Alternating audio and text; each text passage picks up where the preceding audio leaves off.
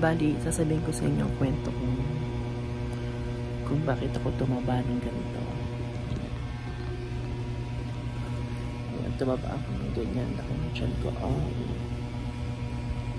Kasi dati nung 2010,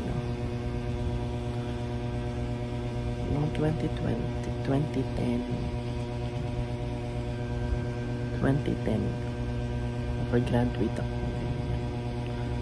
Tapos nag-work agad ako sa bank. Hindi ako nakontento. Nag-work ako sa BPO. Call center. Naging panggabi na ako. 15 years na akong panggabi. 2024, 14 years na akong panggabi. Mag-15 years na. Ayan. Kaya ako tumaba. Kasi nga, pag panggabi ka, nagtatrabaho. Wala kayong pakialam kung tumaba ako. Bakit? Pambili akong pagkain.